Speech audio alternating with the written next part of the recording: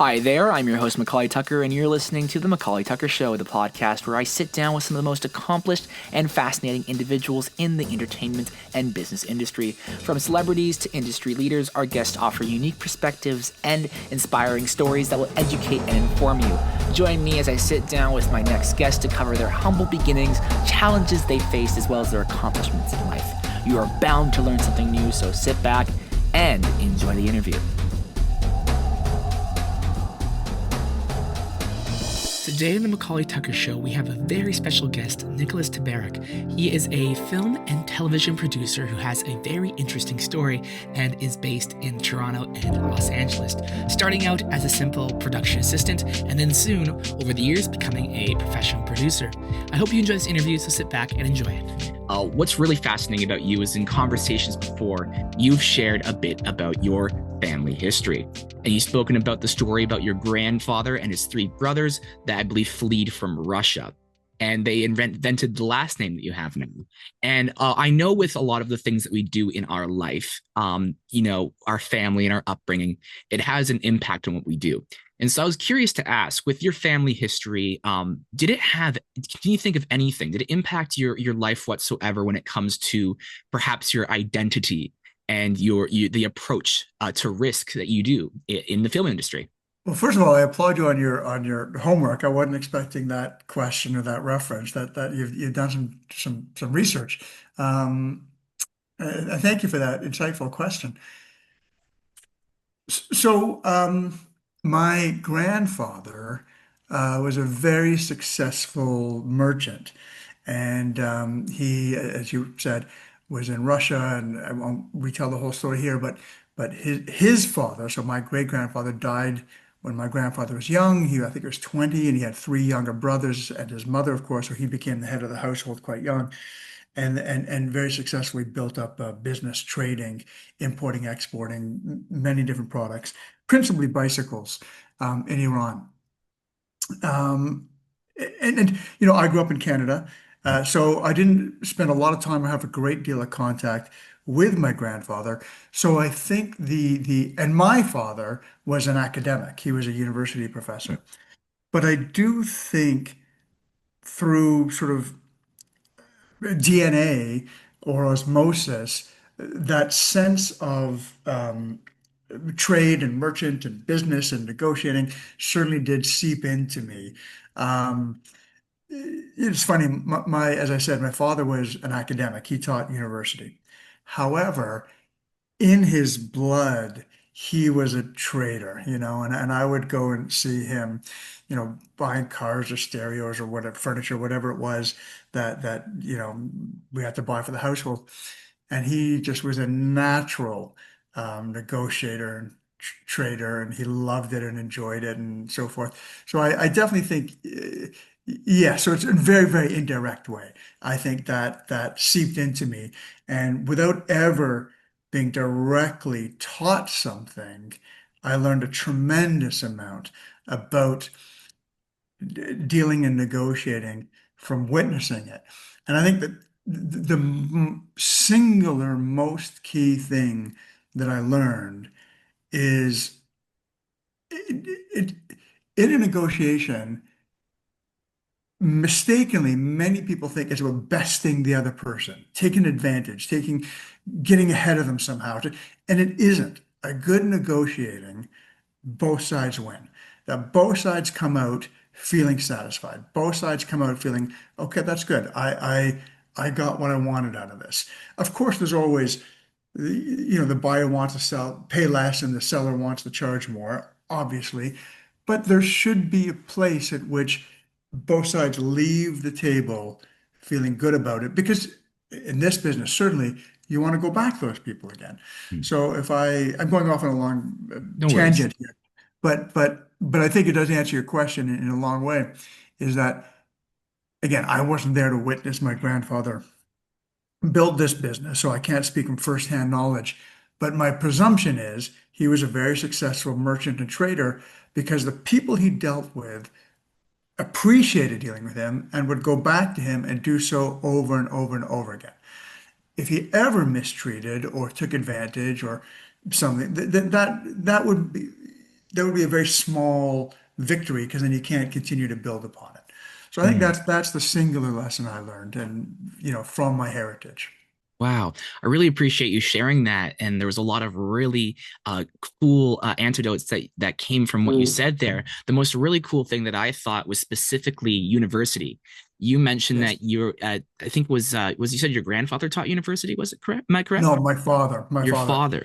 What's Yeah. really cool about that is we'll talk about this later on, but in I think it was in 2018 you taught film producing at Yes. Shanghai University. So it's kind of cool to see how your father taught university, and in a way that would later be something that you would do. Yep. What's something really cool as well that you shared is something that I've seen a pattern of speaking with people from Hollywood is their family's jobs and their family's career or their earlier career. It usually oftentimes doesn't have a tie to Hollywood, but over time something begins to happen. And that leads to my second question. You grew up in Toronto, as you mentioned, and you've mentioned in conversations you felt kind of aimless as a teen, and you didn't really envision a career in Hollywood. But it was when you read a magazine that when things changed, you saw kind of the world of being a producer. So I wanted to kind of bring you back to that moment that you described as an epiphany and really inspiring. Yeah. What would you say was the specific thing in that article that really stood out to you about being a producer that got Yeah. you into this? This is a long time ago. I'm not a young man, but I remember it so vividly because it really, you used the word epiphany, and it really was an epiphany without, being too dramatic about it. It really was an epiphany. I didn't know what I wanted to do for a career. Really couldn't figure things out, and I was sort of what I always kind of struggled with was. I really like creative endeavors. Like I love music, I love reading, I love books, I love art. But I'm not a pure artist. I don't have the creative ability to be a painter, a writer, a musician. And I've always enjoyed business, as I just said, I've always liked, it sounds very nerdy, but I actually like playing with spreadsheets. I actually like Excel and getting in there and kind of getting into to budgets and profit and loss statements and analyzing them and studying them and so forth. And I enjoy contracts and negotiating. And the challenge was what career satisfied both sides of that brain. It's pretty rare, right? Jobs and occupations tend to be sort of right brain or left brain. And I was kind of figuring out what can I do that kind of satisfies both. And as you said, I was in university and I read this magazine article about film producing, and it both is, oh my gosh, this job is a creative job because you're working with writers and you're working with directors, you're working with actors. So it really stimulates the creative output. But it's also a business job. You're assembling financing and you're selling your film and you're reviewing budgets and putting together contracts and so forth. And you do both of those things. And that was like, wow, this could be amazing.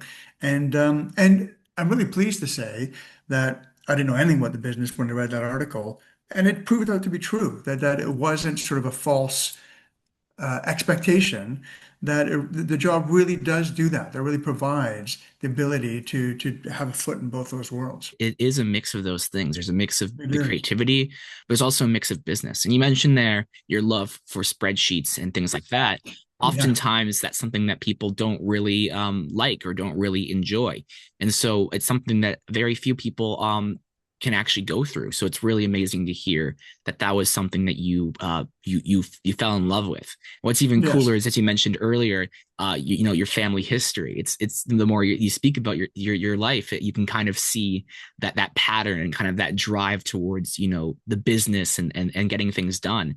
What I thought was really cool about you is you've described yourself before as a blue collar producer, and Mhm. you've climbed up the different ladders. What really stood out to me was you kind of started out as a production assistant, a PA. Just a Yeah. little bit ago, I was working as a production assistant, not working, but interning, I guess you could say, as a production Yeah. assistant on a small TV show about the local hangings here in my city.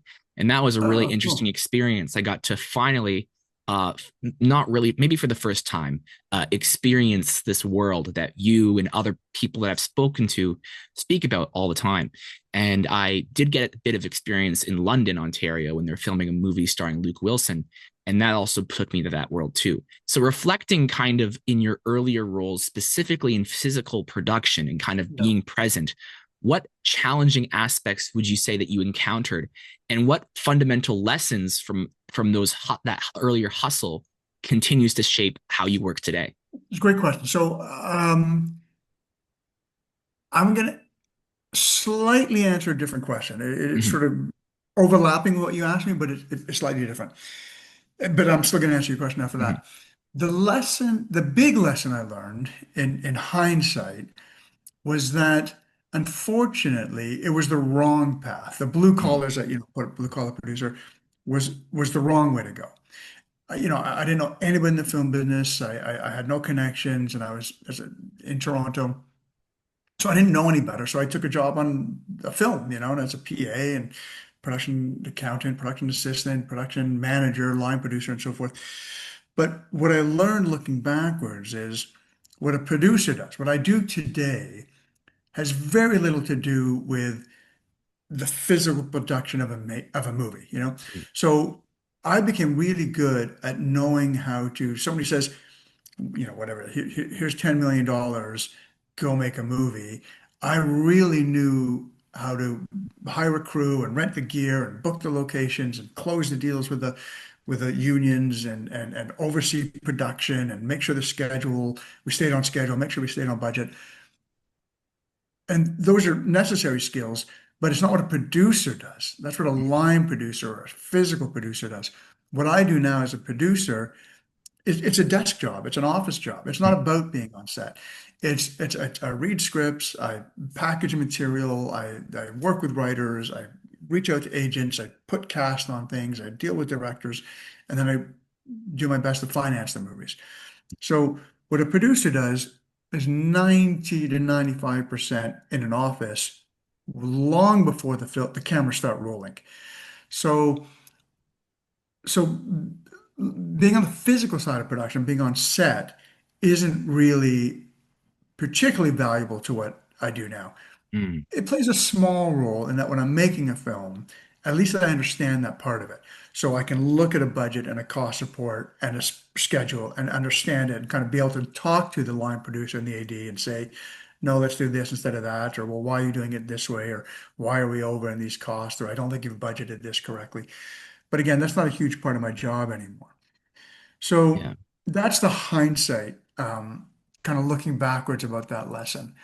What, so that's the indirect question. To answer your question directly, the biggest lesson I learned about that job and th that experience I had, those years building that side, was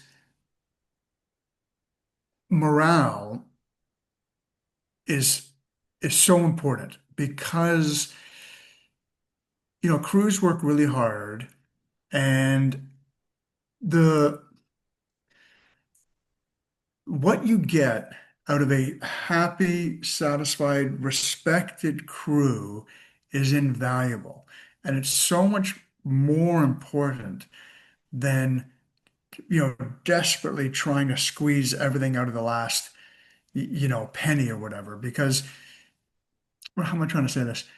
That you'll get more by a crew that feels they're respected and content than by trying to just drive the last, um, Mm-hmm. making the most out of every dime being spent. And I'll illustrate that as best I can. I don't think I'm expressing it very well, but I'll illustrate that with a kind of a rule that I had. I had what I call the $50 rule. And, this is 20 years ago, so it probably should be called the $100 rule now. And that is, if ever a crew member asked for something that was, $50 or so, even if I thought it was wasteful, even if I thought it was unnecessary, always say yes. Because in saying no to somebody does more harm and morale than you've saved by saving $50. That if you say yes to somebody and you feel to, okay, I hear you, let me try to support you in your job, they'll might work an extra 15 minutes towards the end of the day and not put it on their time card. They may go a little bit late on lunch because you have to get the shot and finish before the day, and they'll say, that's fine, don't worry about it. I'm not going to charge a meal penalty. They may, work a little harder to make sure that their equipment doesn't get damaged. And by giving them a $50 allowance and saying, sure, absolutely, no problem, you will save $1,000, I guarantee you, by just the crew member feeling that they were respected and part of the team and not being denied at every time they go. Mm. Um, and it's the same with, directors. Directors may ask for something that, you know, a random example, do you need four cameras in this scene? Four cameras is expensive. It's a camera rental, but then it's also the people involved. So they may say, oh, to get this scene right, I need four cameras to get it from every angle. And I may think, it's not necessary. It's wasteful. We're never going to use this angle. We can capture it too, but say yes, because then the director feels, okay, I'm respected, I'm listened to, I'm getting my vision told, and you're going to get more out of that person. So that's sort of the rule I learned that think of the human part of it. Don't think of it just numbers on a page. Think of how people are going to feel about coming to work every day. That kind of connects like earlier what you were talking about with your grandfather and how people must have, you assume people must have loved to work with him, and going to now what you're talking about now, it's really about being kind to people. For what I've learned, working in sales, is you really got Right. to be a people person. You got to be a Yes. people person. You got to be focused on those around you, and that really is foundational when it comes to every situation. Even film, you need to be there for people around you. It's a team effort. What's really cool about you is you still have, right now, you have a production company that you've started, I think, since the 90s. I'm not sure the exact year, but you started that on your kitchen table in your house. It was a really interesting story. And so I want to hear a bit about that. That experience, how easy was that? You've spoken a bit before about the numbers and logistics. Were you aware of how to start one? What do you recall the most challenging when making that a reality? It was hard. It was challenging. Um, I did start the company in the 90s. You're right, very late 90s. I don't want to age myself too much. I don't want to overage myself, but the very late 90s. And but the incorporation date of the company isn't really when the company started, if you know what I Mm, mean. You know, I was forward thinking. I certainly wanted to have a production company. So whatever date I incorporated the company, it was probably a few years between, okay, here's my company to actually having it be its own going concern, mm. That was in the 2000s that it really became a company. And even then, when I say it became a company, I'm talking about a tiny little company, this isn't Warner Brothers. Um, but it was very challenging because I always wanted to make my own movies, be a Mm. producer of material that I owned and controlled, and I create my own work. But it's incredibly hard to do, in the very beginning, especially. So what I was doing was I was what's called service producing, where I didn't own the movie, I didn't finance it, I didn't put it together, but another producer, typically an American, because I was based in Canada at that time, would come to Canada and say, I want to make a movie in Canada. I'm going to hire you to look after the production for me. So I was service producing to make money, and to have a living. But then in the side, I was trying to make my own movie. So I was looking for scripts, optioning scripts, trying to put directors and actors on it, and looking for financing. And so it was really long days, and when I wasn't service producing for someone else, every spare minute I was trying to put my own movies together. And the first few years, the early 2000s, I was doing both simultaneously. I would service produce because I had to pay the rent, and I would be trying to make my own movies. And it was probably, I don't remember exactly, 2004, 2005, where I was able to finally no longer service produce. I don't make movies for anyone else. I don't make movies that I don't own. And now I am a sole um, producer of movies that I've created and developed myself. Well, that definitely makes a lot more sense understanding the background behind it. It doesn't happen overnight, as you mentioned. It's a progress No. for things to happen, and for progressors, there's been a lot of that. There was a TV show, forget about it. You worked on that one for a couple of years, actually. I think in the early 2000s you started that one, and that one took a long time to make. Things take time.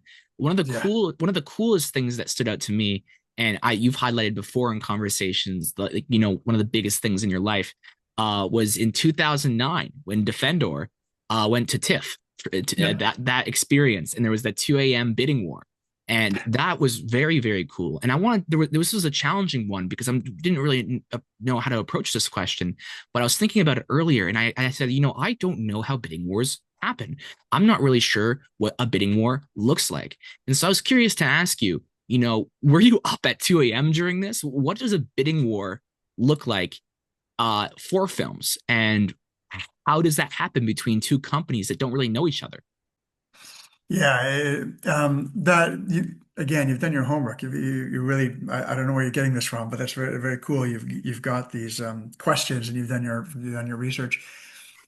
That was a really fun and cool experience, and what kind of every independent filmmaker hopes for. That's the dream, right?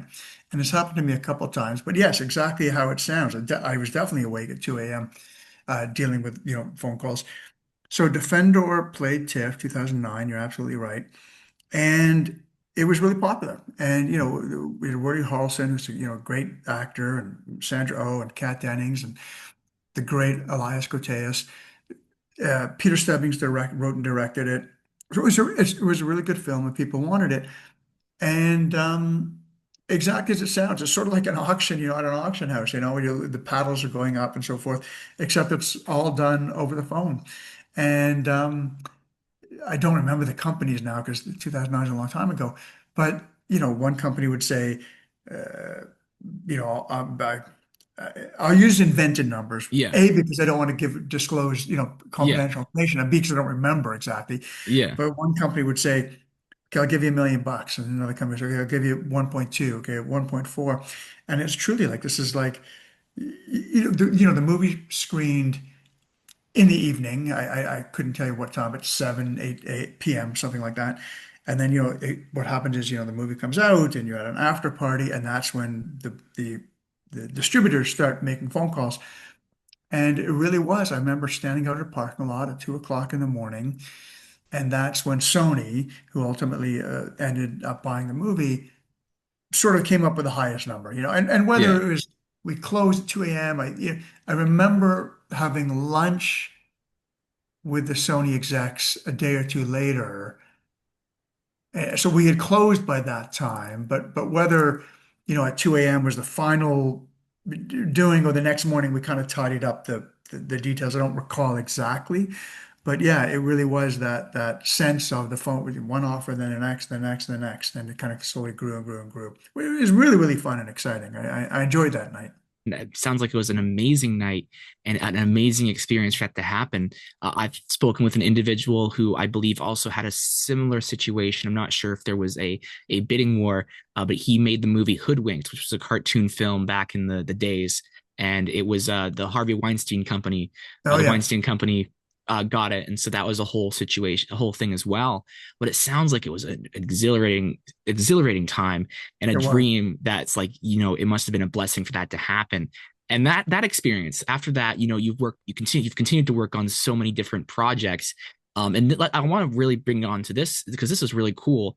You for several months, I'm not sure how many months, maybe 6 or 8 months, were at Shanghai University Yeah. and you were teaching film there. Now that's a very really fun situation. It must have been a very interesting time. Was there You must have learned or have found some interesting things there while you were there. Was there any students or anything that while you were there, that was like, wow, this is something I had never known before. Wow, this is very fascinating because you're there teaching, but you're also going out and eating food or Yeah. fellowshipping with people in that area. I'd love to step into that world for a little bit. Yeah, it was only 3 months. I mean, 6 or 9 months would have been amazing, but it was Okay. only 3 months. Um, I absolutely loved it. I loved every day of it. the truth is, and this is probably not a very satisfying answer, it's probably an unsatisfying Hmm. answer.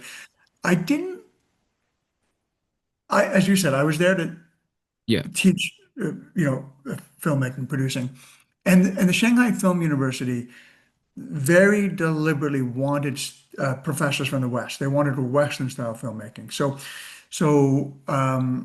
they wanted to know how films are made in, the Hollywood, so to speak. So that's why they hired me and other, professors there. Um, consequently, I didn't learn a lot about Chinese filmmaking. So, if I Mm. had gone there to make a movie or I had gone there to work with another producer, I'm sure I would have learned a lot about, wow, this is how it's done over here. Things are very different and so forth. But I didn't have that experience. So I didn't immerse myself in filmmaking in China because it was sort of the reverse. I was there to teach them how we do it here. But that said, I loved being in Shanghai. I love big cities, and it's one of the biggest cities on earth. I think at the time, 25 million people, 30 million people, something in one city. So, the city of Shanghai was nearly the population of all of Canada, Wow. so it was phenomenal and a great city. I mean, it was so, despite China being the communist, it is like the most Catholic commercial city on earth, like and I'm not going to go all the way to Shanghai and spend my nights in a hotel room. So I would go to the university, teach from 9 to 5-ish, it kind of varied a bit, but basically, teach from 9 to 5. And then as soon as the day was done, I would hop in a cab, their version of Uber, and head down and I'd try a new area, wander a different place. And I mean, you could live a lifetime in Shanghai and Mhm. not experience it all. So for the 3 months that I was there, I could go out every single night and have a new experience, a new bar, a new restaurant, a new area to wander around.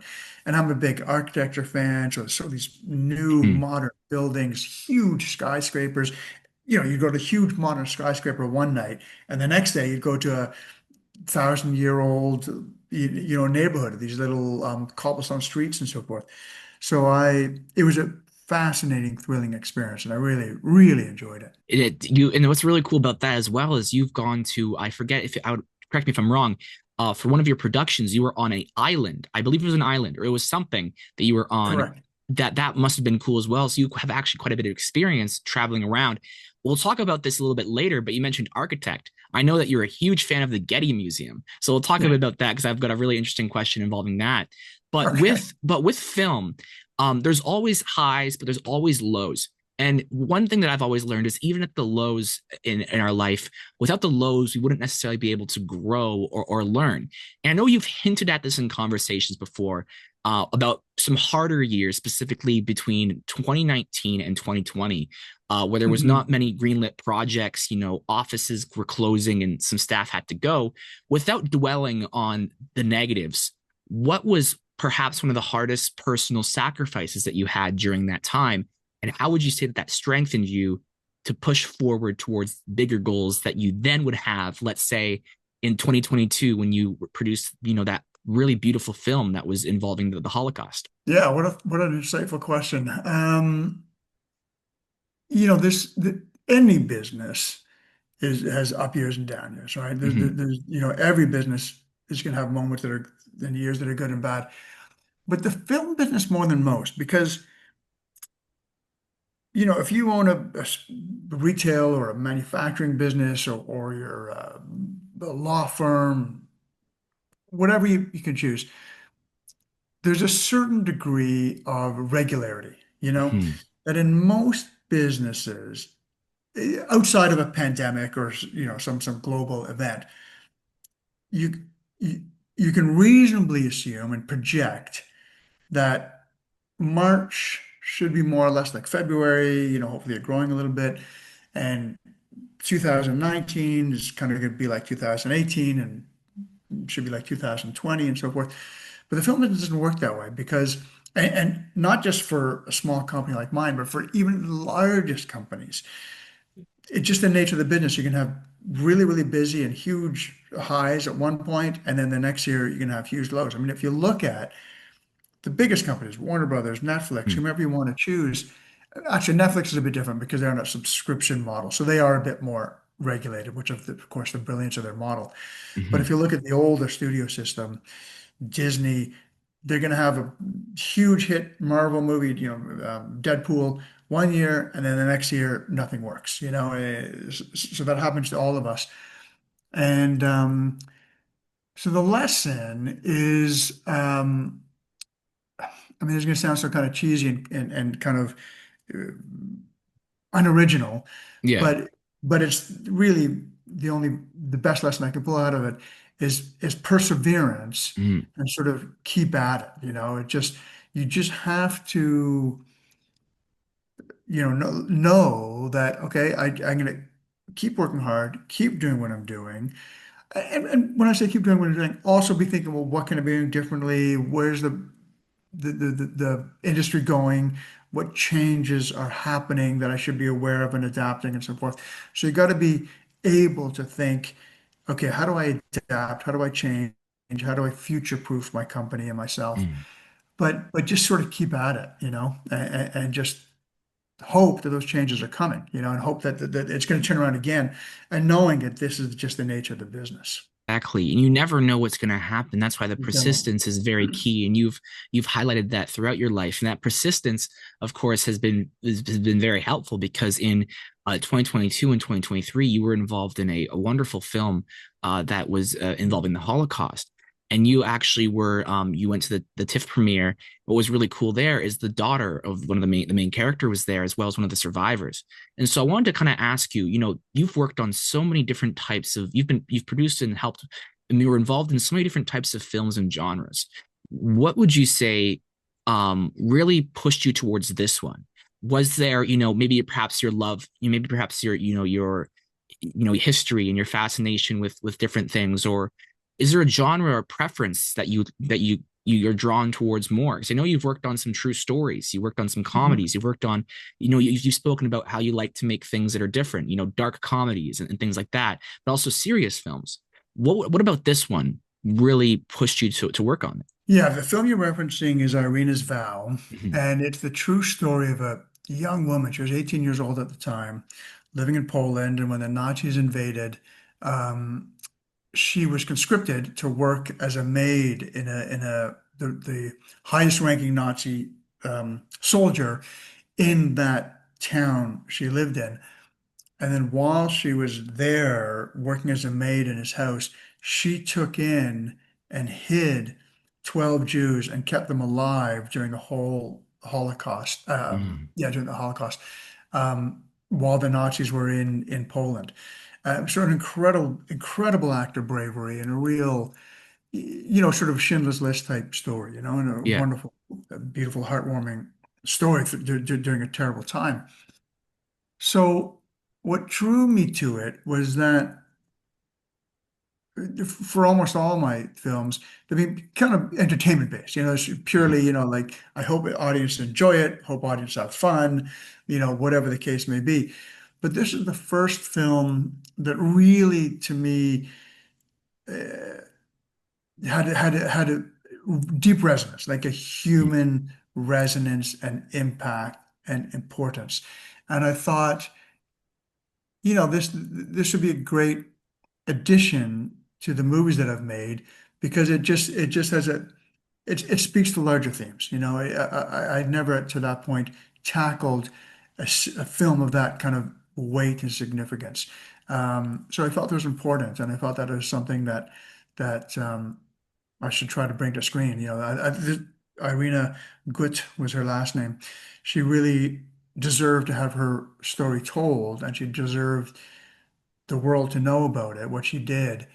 And again, it's a cliche, but these things repeat themselves. We're seeing some terrible things happen right now, and reminding audiences of what happened during the Holocaust, I think is important. I think it's important that we keep these horrible times in history in our awareness so that hopefully we don't repeat them. And history Yeah. is very important, and in history and showing that history is even more. and important as well.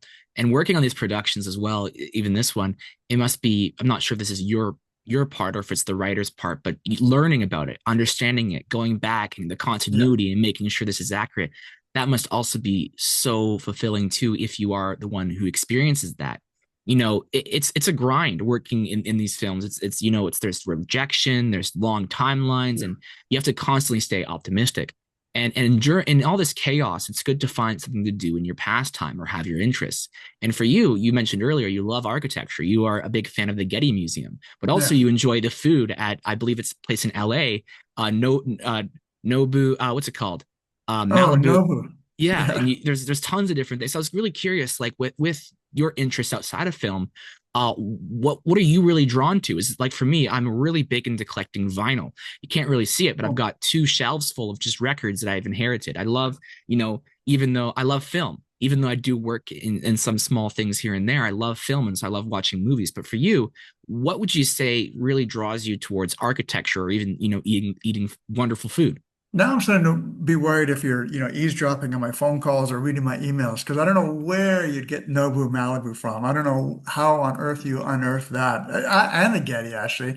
I can't ever remember, you know, talking about either of those things in any kind of remotely public forum. So You I'm have. impressed by your research. Yeah.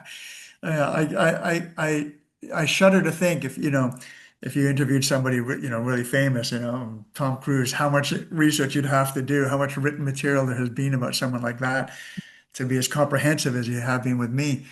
Um, um, Appreciate it. yeah, yeah. I mean, I am a foodie. I do love food. Nobu is one of the world's greatest chefs and phenomenal food. But I think what makes Nobu Malibu, so Nobu has many restaurants around the world, and not most, sorry, in major cities, including Toronto, relatively recently. But Nobu Malibu, I think what makes that so special is, of course, it's the food, but it's this beautiful wooden restaurant right on the beach in Malibu. So not only are you eating this great food, you've got one of the world's greatest views. You've got the Pacific Ocean, you're looking out on the ocean and the water and the breeze. It's just such a wonderful experience. So that is a special. And it's funny, we're having this interview now. I have friends visiting from out of town next week, and I have a reservation at Nobu Malibu. What is today? Tuesday, a week and a half from now. So next Friday, I'll be at Nobu Malibu. Um, uh, so yes, I love that for both its visual and culinary excellence. I don't know why I'm a huge fan of architecture. I think I love visual things. Like I Mhm. love I love art. Um, but I think architecture in particular, because it serves a purpose, like I think a painting, like I've got around me here, it can visually be um, appealing, but it only exists to be a painting. Architecture is can be visually beautiful, but it also people are housed there. Either they live there, or it's a museum, or it's an office building, whatever the case may be, or a hospital or church, whatever purpose it serves. It has a practical application in addition. And of course, many, like most architecture, don't. Your typical house and tract housing and so forth, or your office tower. So I'm not saying every building, very, very few of them have visual beauty, but those that do, I just really find incredibly satisfying because, okay, not only have you provided, for sake of example, a place to live, but it's so visually stunning. So yeah, it's just purely a hobby. I have no business occupation in the world of architecture, but as as a hobby, I enjoy it. That's a really great hobby, and there's so many beautiful buildings in this world. Here in my city, in Woodstock, we have a lot of Victorian-looking Oh, cool. buildings. They filmed a Amazon Prime TV show about Muhammad Ali, the boxer's life, and they used my Oh, downtown area for a parade oh, scene. So hey, if you're looking for some locations for your next film, hint, yeah, hint, nudge, nudge, come to Woodstock. They'd love you here. And good I, to I was know. able I was able to work as a location support person there. It was beautiful seeing everyone dressed up in these costumes. And buildings are amazing. You must also see within your filming. I mean, at least when you're not like in a green screen area, but you get to see buildings and get to see the world around you. You know, one wrapping kind of up before I ask you about some upcoming projects. Looking back in conversations, you've talked about how you wished you jumped into the television world sooner because it's a very Yeah. rich environment, and you wish you spent less time on set, which you spoke about a little bit earlier in our conversation.